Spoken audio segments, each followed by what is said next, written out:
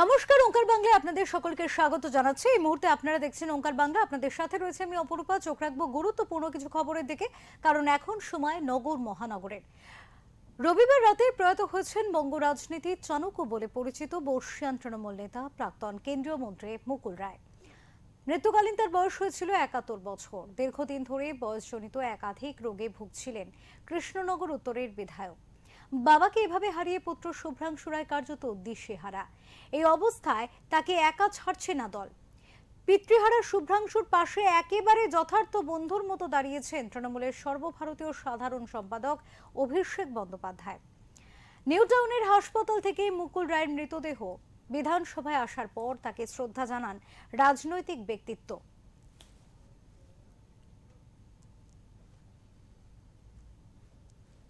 এখান থেকে কাঁচরাপাড়ার বাড়িতে নিয়ে যাওয়া হয়েছে সদ্যপ্রয়াত নেতাকে। আর এই যাত্রায় মুকুল পুত্রের সঙ্গী হয়েছিলেন অভিষেক বন্দ্যোপাধ্যায়। জানা যাচ্ছে কাঁচরাপাড়ার বাড়ি থেকে শ্মশানের শেষকৃত্য পর্যন্ত শুভ্রাংশুর সঙ্গেই থাকবেন অভিষেক। তৃণমূলের জন্মলগ্ন থেকে দলের সুপ্রিমো মমতা বন্দ্যোপাধ্যায়ের সহযোদ্ধা মুকুল রায়। বাংলা এবং দিল্লি দু জায়গাতেই কাঁধে কাঁধ মিলিয়ে রাজনৈতিক লড়াই করেছেন এই দুজন। তবে মাঝে বঙ্গ রাজনীতির চাণক্য মুকুল রায়ের রাজনৈতিক জীবন অন্য খাতে বয়ে গিয়েছিল। পরে অবশ্য খুব বেশি দিন আর রাজনীতিতে সক্রিয়ভাবে থাকতে পারেননি। ধীরে ধীরে অসুস্থতা কাবু করে ফেলে তাকে। মুকুল রায়ের গুরুতর অসুস্থতার মাঝে সবচেয়ে বেশি তার ও তার পরিবারের পাশে যারা ছিলেন তার মধ্যে রয়েছেন মুখ্যমন্ত্রী মমতা বন্দ্যোপাধ্যায় ও তৃণমূলের সর্বভারতীয় সাধারণ সম্পাদক অভিষেক বন্দ্যোপাধ্যায়। নিউ টাউনের যে হাসপাতালে মুকুলবাবু চিকিৎসাধীন ছিলেন সেখানেও একাধিকবার গিয়ে দেখে এসেছেন অভিষেক। পিতৃহারা শুভ্রাংশুর পাশে থেকেছেন সর্বক্ষণ। জানা গিয়েছে কলকাতা থেকে কাঁচরাপাড়ার বাড়িতে মুকুল রায়ের মৃতদেহ শেষ যাত্রায় তো বটেই, শ্মশান যাত্রাতেও সঙ্গী শুভ্রাংশুর সাথে অভিষেক বন্দ্যোপাধ্যায়।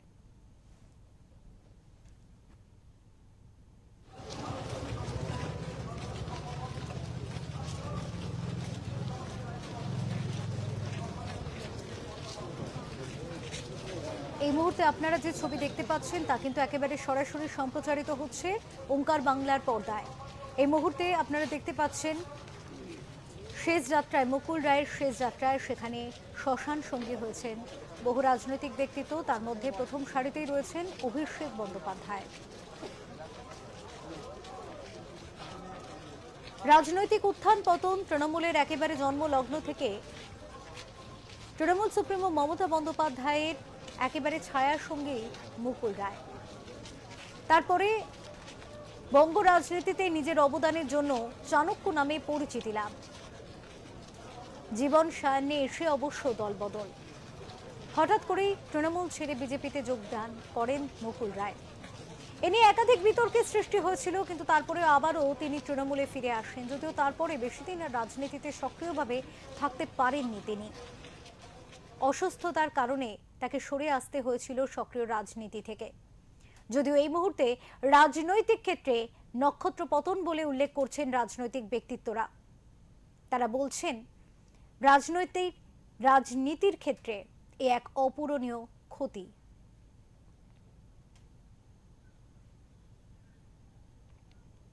এই মুহূর্তে এই বিষয় নিয়ে আমরা কথা বলবো। আমাদের সাথে রয়েছেন আমাদের এডিটর ইন চিফ বিপ্লব দাস। কথা বলবো তার সাথে এবং বিভিন্ন বিষয় নিয়ে আজকে আলোচনা করব। দাদা, একেবারে বলা যাচ্ছে যে রাজনীতির ক্ষেত্রে নক্ষত্র পতন, আজ মুকুল রায়ের গত হওয়া। কিন্তু একসময় তৃণমূলের জন্ম লগ্ন থেকে তাকে দেখেছি। শুরুটা বাম সময় থেকে হয়েছিল, তারপরে কংগ্রেস, তারপরে পরবর্তীতে তৃণমূল কংগ্রেসের একেবারে জন্ম লগ্ন থেকে শুরু। জীবন সায়ান্নে এসে হঠাৎই দল বদল। এ বিষয়ে একটু জানতে চাইব, সেই বিষয়ে আলোকপাত যদি করেন, রাজনীতির যে আঙিনায় তার অবদান। হ্যাঁ, দেখো অপূর্বা, আমরা যদি একটু মুকুল রায়ের পেছন থেকে যাই, যে মুকুল রায়ের যে ছাত্রজীবনে মুকুল রায় ছিলেন বামপন্থী রাজনীতি দিয়ে তার হাতে খড়ি হয়েছিল। এসএফআই করতেন। বেশ কিছুদিন এসএফআই করার পরে তিনি চলে আসেন ছাত্র রাজনীতিতে, ছাত্র পরিষদ তখন কংগ্রেসে। তো তিনি তো যেহেতু কাঁচরাপাড়ায় থাকতেন, কাঁচরাপাড়ার বীজপুরে থাকতেন, সেখানেই তিনি কলেজে হাতে করি। বাম রাজনীতি থেকে তিনি চলে এলেন ডানপন্থী রাজনীতিতে। তারপরে তার ধীরে ধীরে সেটা 70-এর দশকের ঘটনা, তারপর আস্তে আস্তে তার কলকাতায় আসা এবং তখন সৌমেন মিত্র, প্রিয়রঞ্জন দাসমুন্সী এদের দাপট কংগ্রেসের আর কি। তো কলকাতা আসার পরে তিনি সৌমেন মিত্রের অনুগামী বা সৌমেন মিত্রর অনুগামী হিসেবেও কংগ্রেসের হয়ে বেশ কিছুদিন কাজ করতে করতে তারপরেই মমতা বন্দ্যোপাধ্যায়ের উত্থান। মমতা বন্দ্যোপাধ্যায়ের উত্থান হতেই মুকুল রায় কিন্তু মমতা বন্দ্যোপাধ্যায়ের সঙ্গী হন এবং সরাসরি মমতা বন্দ্যোপাধ্যায়ের সাথে যুক্ত হয়ে পড়েন। তারপর তো আমরা জানি যে 1998 সালে তৃণমূল কংগ্রেস প্রতিষ্ঠা হয়, কংগ্রেস ছেড়ে মমতা বন্দ্যোপাধ্যায় বেরিয়ে যান। হ্যাঁ, সে অনেক কাহিনী, সেই কাহিনী এখন তো বলা যায় না, কিন্তু মুকুল রায় অত্যন্ত বিশ্বস্ত একজন সঙ্গী ছিলেন মমতা বন্দ্যোপাধ্যায়, যার জন্য তৃণমূল কংগ্রেসে তিনি অঘোষিতভাবে নাম্বার 2, অর্থাৎ এখন যেমন মমতা বন্দ্যোপাধ্যায়ের অঘোষিত হচ্ছে তৃণমূল কংগ্রেসের অভিষেক বন্দ্যোপাধ্যায়, 2017 সালের আগে 2016 সাল পর্যন্ত কিন্তু মুকুল রায় ছিলেন সেই অঘোষিত তৃণমূল কংগ্রেসের 2 নম্বর নেতা। তাকে চাণক্য বলা হতো। চাণক্য নামটা কেন বলা হতো এটারও একটা গল্প আছে। সেটা হচ্ছে যে অনিল বিশ্বাস সিপিএমের রাজ্য সম্পাদক ছিলেন, তার হঠাৎ প্রয়াণে পরে সিপিএমে কিন্তু একটা বিরাট শূন্যতা তৈরি হয়েছিল, কারণ অনিল বিশ্বাসকে বলা হতো সিপিএমের চাণক্য। আজকে হয়তো 2011 সালে রাজনৈতিক মহল বলে এই 2011 সালে হয়তো এই পট পরিবর্তন হতোই না। 2006 সাল, 2007 সালে, 2006 সালে সিঙ্গুর, 2007-8 সালে নন্দীগ্রাম, এই যে পর্ব এবং এই জমি নীতি এই সব নিয়ে যে জলঘোলা যা কিছু হয়েছিল, হয়তো অনিল বিশ্বাস বেঁচে থাকলে এই সব হয়তো তিনি সামলে নিতেন। তাই রাজনৈতিক মহল যেমন অনিল বিশ্বাসকে তখন চাণক্য বলতেন, আর ঠিক তৃণমূল কংগ্রেসের চাণক্য ছিলেন মুকুল রায়। তিনি ছিলেন দল বদলের খেলায় মাস্টার। আরেকটি বিষয় ছিল মুকুল রায়ের, সেটি হচ্ছে মুকুল রায় যেমন একদিকে রাজনীতি করতেন, তেমন তিনি ক্রিকেট খুব ভালোবাসতেন, যার জন্য সময় পেলে তিনি কিন্তু ক্রিকেট খেলা দেখতে পছন্দ করতেন এবং ক্রিকেট দেখতেন। রাজনীতিতে একটা মিথ আছে, মুকুল রায় বলেছিলেন যে রাজনীতির আঙিনাটা না ওয়ানডে ক্রিকেট নয়, রাজনীতির আঙিনাটা হচ্ছে টেস্ট ক্রিকেট। আমি বেশ কয়েকজন নেতাকে এটা বলতে শুনেছি যে মুকুলদার এই কথাটা মেনে অনেকে এখনো রাজনীতিতে খারাপ সময় ভালো সময় আসবে, কিন্তু তোমাকে ব্যাট ধরে রাখতে হবে, যেটা হচ্ছে টেস্ট ক্রিকেটের 5 দিনের খেলা। তোমায় কিন্তু আউট হলে চলবে না, তোমাকে ব্যাট ধরে রাখতে হবে, চালিয়ে খেললে চলবে না। তো মুকুল রায় কিন্তু এই কথাটা বলতেন। আমি অনেক নেতাকে দেখেছি যে যারা কিন্তু মুকুল রায়ের এই আপ্তবাক্য মেনে এখনো রাজনীতিটা করেন।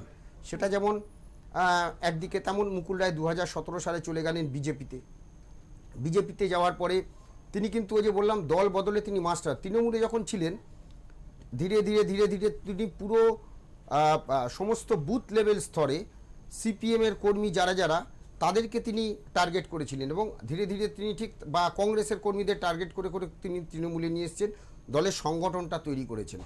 তাই ওই দল বদলের খেলায় তিনি কিন্তু মাস্টার স্ট্রোক। আজকেও কিন্তু এই দল বদলের খেলা পশ্চিমবঙ্গে চলছে। মুকুল রায়কে বলা যায় যে মুকুল রায় কিন্তু এই দল বদলের খেলাটা সেই সময় শুরু করেছিলেন। কিভাবে কাকে কি বলে কোন লোক দেখিয়ে কিভাবে আনতে হবে, এটা কিন্তু মুকুল রায়ের থেকে অনেকেই শিখেছেন। তারপরে তো আমরা দেখছি আজকের বাংলা রাজনীতি। তো যাই হোক, 2017 সালে যখন তিনি বিজেপিতে চলে গেলেন, বিজেপিতে গিয়ে কিন্তু তিনি ওই একই জিনিসই করলেন। তৃণমূল থেকে তিনি বেশ কিছু কর্মী সমর্থক নেতা তাদেরকে আস্তে আস্তে তিনি কিন্তু বিজেপিতে নিয়ে এসেছেন এবং 2019 সালে তিনি 18 জন সাংসদ বিজেপিকে এ রাজ্য থেকে পাইয়ে দিয়েছেন।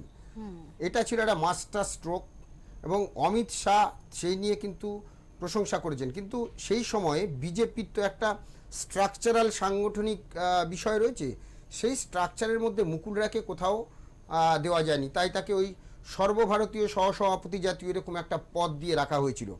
কিন্তু মুকুল রায় ওই মাস্টার স্ট্রোক দিয়েই ওই চাণক্যর যে সেটা দিয়ে কিন্তু 18টা আসন এ রাজ্য থেকে 18টা সাংসদ তিনি করেছিলেন। সঙ্গে দিলীপ ঘোষও ছিলেন, এটাও অস্বীকার করার জায়গা নেই। কিন্তু মুকুল রায় না থাকলে বিজেপির এই উত্থান এখনও কিন্তু যারা বিজেপিতে আছেন তারা কিন্তু আড়ালে আবডালে প্রকাশ্যে না বললেও আড়ালে তারা স্বীকার করেন যে হ্যাঁ, মুকুলদা যদি না থাকতো এ রাজ্যের বিজেপির এতটা উত্থান আজকে হতো না। পরবর্তীকালে যদিও 2021-এর নির্বাচনে বিজেপি মুকুল রায়কে কিন্তু সেভাবে বাড়তে দেয়নি, মুকুলদাকে ছায়া করে তাকে তার উপরে কৈলাস বিজয়বর্গীয়কে নিয়ে আসা হয়েছিল। তারপরে আমরা দেখেছি যে আবারও তৃতীয়বারের জন্য মমতা বন্দ্যোপাধ্যায় ক্ষমতায় এসেছেন এবং ক্ষমতা আসার পরপরই দিন 15 যায়নি, তার মধ্যে কিন্তু মুকুল রায় দল পরিবর্তন করেছেন।